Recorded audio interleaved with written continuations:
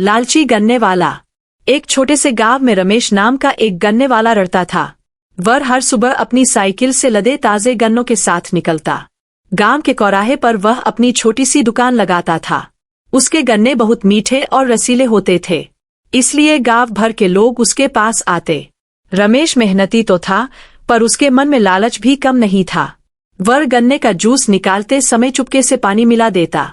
इस तरह एक गिलास से वह 2 गिलास तैयार कर लेता। ग्राहकों को पतला जूस मिलता, पर रमेश की जेब भरती। कभी कभी वह तौल में भी हेराफेरी करता।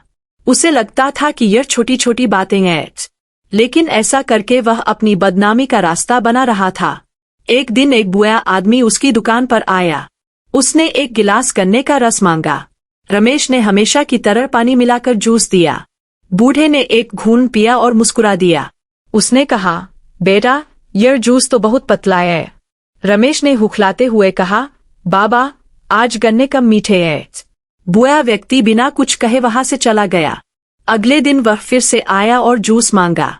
रमेश ने फिर वही पुरानी चाल चली, लेकिन इस बार बूढ़े ने कुछ नहीं कहा। उसने पूरा गिलास पिया और पैसे देकर चला गया। रमेश अपनी चालाकी पर खुश हो उठा। तीसरे दिन जब बुआ आया तो उसने रमेश से कहा, तुम्हारा जूस पीकर मैं संतुष्ट नहीं हूँ। रमेश चिढ़ गया और बोला, तो फिर किस लिए आते हो? बूढ़े ने कहा, मैं तुम्हें एक सबक सिखाना चाहता हूँ। उसने अपनी थैली से एक छोटा सा बीज निकाला। यह एक विशेष गन्ने का बीज है, इसे लगा लो। रमेश ने उस बीज को लेने से इनकार कर दिया। उसने कहा, मुझे तुम्हारे बीज की नहीं, पैसों की जरूरत है। बूढ़े ने कहा, इस एक बीज से तुम्हारी सारी मुश्किलें दूर हो जाएंगी। लालच में आकर रमेश ने वह बीज ले लिया। बूढ़े ने कहा, इसे लगाओ और देखो इसका चमत्कार। इतना कहकर वह बुआ फिर गायब हो गया। उत्सुकता में रमेश ने वह बीज अपने खेत के कोने में लगा दिया। उसने सोचा, आखिर देख लेते हैं क्या होता है। अगले ही दिन वहां एक छोटा पौधा निकल आया। पौधा तेजी से बढ़ने लगा, रोज 1 हाथ की ऊंचाई। रमेश हैरान रह गया इस अद्भुत पौधे को देखकर। 10 दिनों में ही वह पौधा एक विशाल गन्ने का पेड़ बन गया। उस गन्ने का रंग सुनहरा था और चमकदार। जब रमेश ने उसे तोड़ा तो अंदर से सफेद और रसीला निकला। उसने एक गिलास जूस निकाल कर देखा। वह जूस इतना मीठा और स्वादिष्ट था, जैसा स्वाद उसने अपनी जिंदगी में कभी नहीं चखा था। उसकी खुशी का ठिकाना नहीं रहा। अगले दिन उसने दुकान पर वही विशेष जूस बेचना शुरू किया। ग्राहकों ने जूस पीते ही स्वाद का अनुभव किया। सबने कहा, रमेश, आज तो जूस जादुई लग रहा है। लोगों की भीड़ उसकी दुकान पर लगने लगी। पहली बार उसे ईमानदारी से इतना पैसा मिला। उसने सोचा कि अब उसे कभी धोखा नहीं देना है। लेकिन रमेश का लालच फिर से जाग उठा। उसने सोचा, अगर यह एक गन्ना इतना अच्छा है तो क्यों न मैं और बीज मांगूं उस बूढ़े से। वह रोज उस बूढ़े का इंतजार करने लगा, पर बुआ कहीं नजर नहीं आ रहा था। रमेश बेचैन हो गया। एक रात उसने सोचा कि वह गन्ने का पेड़ काट देगा, ताकि उसके बीज निकालकर वह और पेड़ उगा सके। वह अपनी कुल्हाड़ी लेकर खेत में पहुंच गया। चांदनी रात थी और वह पेड़ चमक रहा था। उसने पेड़ की जड़ पर वार करने के लिए कुल्हाड़ी उठाई। तभी एक आवाज आई, रुक जा रमेश। वही बुआ व्यक्ति वहां खड़ा था। उसकी आंखों में क्रोध की जगह दया थी। उसने पूछा, क्या तुम इस चमत्कारी पेड़ को नष्ट कर दोगे? रमेश बोला, मुझे और बीज चाहिए, मैं अमीर बनना चाहता हूँ। बूढ़े ने कहा, मैंने तुम्हें एक बीज दिया था संतोष के लिए, लेकिन तुम्हारा लालच अब भी खत्म नहीं हुआ है। रमेश शर्मिंदा हो गया और उसने कुल्हाड़ी नीचे रख दी। उसने कहा, मैं गलत था, मैं हमेशा लालची बना रहा। बूढ़े ने कहा, ईमानदारी सबसे बड़ा धन है रमेश, तुम्हें एक और मौका मिलेगा, लेकिन यह आखिरी है। इतना कहकर बूढ़े ने अपना हाथ पेड़ पर रखा। पेड़ से एक नया चमकता हुआ बीज टपक कर आ गिरा। बूढ़े ने वह बीज रमेश के हाथ में रख दिया। उसने कहा, इसे बोओ और इसकी फसल सब में बांट देना। अगर तुमने फिर लालच किया तो सब कुछ खो दोगे। रमेश ने वादा किया कि वह ऐसा नहीं करेगा। जब वह सिर उठाकर देखा तो बुआ गायब हो चुका था।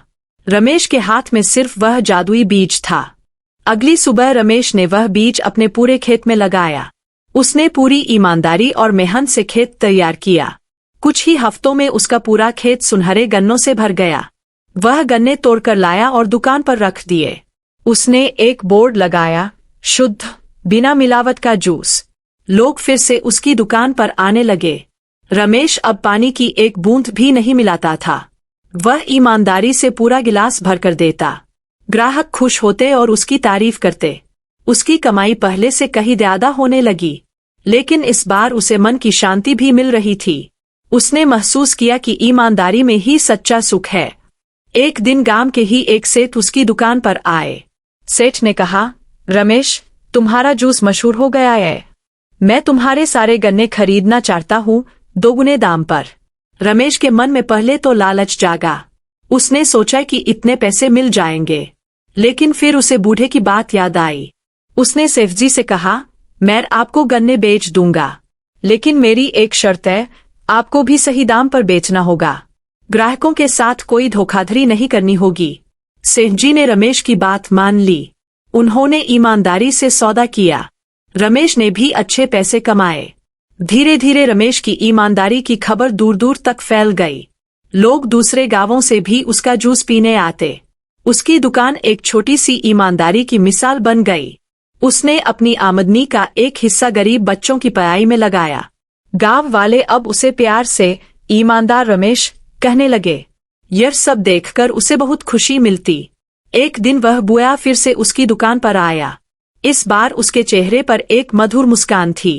रमेश ने उसे देखते ही सम्मान से प्रणाम किया। उसने बूढ़े को सबसे अच्छा गिलास भरकर जूस दिया।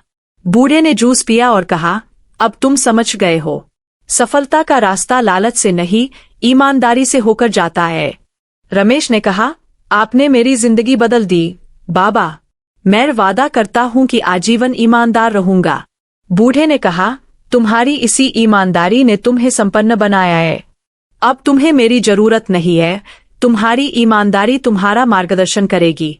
इतना कहकर बुआ उठा और भीड़ में खो गया। रमेश जानता था कि वह कोई साधारण व्यक्ति नहीं था। समय बीतता गया और रमेश का व्यवसाय फलता फूलता रहा। उसने एक छोटी सी जूस की फैक्ट्री खोल ली, जहां वह बिना किसी मिलावट के शुद्ध जूस बेचता। उसने गांव के कई युवकों को रोजगार दिया। सबको वह ईमानदारी का पाठ पढ़ाता। उसका उदाहरण देकर लोग प्रेरित होते। गांव का नाम अब उसकी ईमानदारी की वजह से जाना जाता। लोग कहते, वह गांव जहां ईमानदार गन्ने वाला रहता है। रमेश ने साबित कर दिया कि लालच अच्छा नहीं होता। छोटी छोटी बेईमानियां इंसान को बड़ा नुकसान पहुंचाती है। ईमानदारी से कमाया गया 1 रुपया लालच के लाखों से बेहतर है। उसने यह बात अपने जीवन के अनुभव से सीखी थी। एक बार फिर से उसके सामने एक लालच का मौका आया। एक व्यापारी ने उससे कहा, जूस में थोड़ा मिक्स पाउडर मिला दो, इससे तुम्हारा मुनाफा 10 गुना बढ़ जाएगा। रमेश ने साफ इनकार कर दिया। उसने कहा, मेरी दुकान की पहचान ईमानदारी है, मैं इसे किसी कीमत पर नहीं बेचूंगा। व्यापारी ने धमकी भी दी, पर रमेश अडिग रहा। उसने सोचा, बूढ़े ने मुझ पर विश्वास किया है, मैं उसके विश्वास को कभी धोखा नहीं दूंगा। उसकी दृढ़ इच्छाशक्ति ने उसकी रक्षा की। व्यापारी को अपनी गलती का एहसास हुआ। उसने भी रमेश से ईमानदारी का पाठ सीखा। रमेश ने अपने बच्चों को भी यही शिक्षा दी। उसने कहा, धन तो आता जाता रहता है, लेकिन इंसान की ईमानदारी उसकी पहचान होती है। उसके बच्चे भी उसके व्यवसाय में ईमानदारी से जुड़े। पूरा परिवार खुशहाल और सम्मानित जीवन जीने लगा। गांव में उनके परिवार का नाम आदर से लिया जाता। कभी कभी रमेश उस जादुई बीज और बूढ़े को याद करता। वह समझता था कि वह बुआ कोई और नहीं, बल्कि उसके भीतर की अच्छाई की आवाज का प्रतिनिधि था, जिसने उसे सही रास्ता दिखाया था। उसने उस पहले सुनहरे गन्ने के बीज को संभाल कर रख लिया। वह उसे हमेशा याद दिलाता रहता कि लालच बुरी बला है। आज रमेश बुआ हो चला है, पर दुकान चलती है। अब उसका बेटा वहां ईमानदारी से जूस बेचता है। गांव के लोग अब भी वहां जूस पीने आते हैं और पुराने किस्से सुनाते हैं लालची गन्ने वाले का। कैसे एक लालची आदमी ईमानदार बना और कैसे उसने सबको एक सबक सिखाया। यह कहानी सिर्फ रमेश की ही नहीं है, यह हर उस इंसान की कहानी है जो लालच में पड़ जाता है। छोटी छोटी बेईमानियों को कोई मामूली समझता है, लेकिन यही छोटी बेईमानियां बाद में बड़ी बन जाती है। वह इंसान का चरित्र खराब कर देती है और उसका सम्मान खो देती है। अगर रमेश उस दिन बूढ़े की बात न मानता और वह पैर काट देता लालच में आकर, तो शायद वह आज इतना सफल नहीं होता। उसने अपने लालच पर काबू पाया था और एक नया जीवन शुरू किया था। यही संदेश यह कहानी हमें देती है। हमें हमेशा ईमानदारी से काम लेना चाहिए, चाहे फिर कोई देख रहा हो या नहीं, क्योंकि ईमानदारी हमारे अपने मन को शांति देती है। लालच हमें कुछ पल का लाभ दिखाता है, लेकिन ईमानदारी जीवन भर का सम्मान देती है। यही इस कहानी की सीख है। रमेश की कहानी गांव-गांव में फैल गई। लोग उसके पास से जूस खरीदने आते और उसकी ईमानदारी की दास्तां सुनते।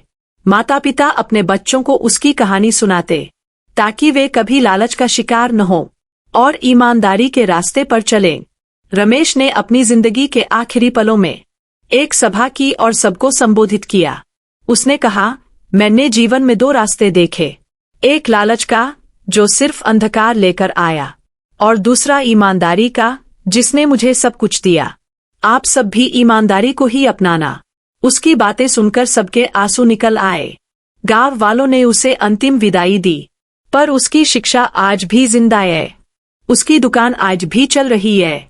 उसका नाम आज भी इज्जत से लिया जाता है और उसकी कहानी आज भी सुनाई जाती है। कहानी का अंत होता है, पर सीख जारी रहती है। लालची गन्ने वाले की कहानी हमें यही बताती है कि ईमानदारी सबसे बड़ा गुण है। इससे बड़ी कोई दौलत नहीं है, नहीं कोई कीमती खजाना है। यही सबक हमें अपने जीवन में उतारना चाहिए। तो अगर कभी तुम्हारे मन में लालच आए, तो रमेश की कहानी याद कर लेना। उस लालची गन्ने वाले की कहानी जिसने ईमानदार बनकर दिल जीत लिए और अपने नाम को अमर कर दिया। ईमानदारी का रास्ता चुनना, यही है इसकी सीख। जीवन में सफल होना है तो ईमानदार बनो। लोग तुम पर विश्वास करेंगे, तुम्हारा सम्मान करेंगे। यही सच्ची कमाई है, यही सच्ची पूंजी है। रमेश ने यह पूंजी अपने लिए बना ली और अमीर हो गया लोगों के दिलों में, क्योंकि दिल की दौलत ही सबसे बड़ी दौलत होती है। कहानी समाप्त होती है, लेकिन इसकी शिक्षा अमर है। लालच बुरी बला है, इसे कभी अपनाओ मत। छोटा हो या बड़ा, धोखा कभी न दो। ईमानदारी का रास्ता सबसे सुखद रास्ता है। इसी में तुम्हारा और सबका भला है। यही नैतिक शिक्षा है लालची गन्ने वाले की कहानी की।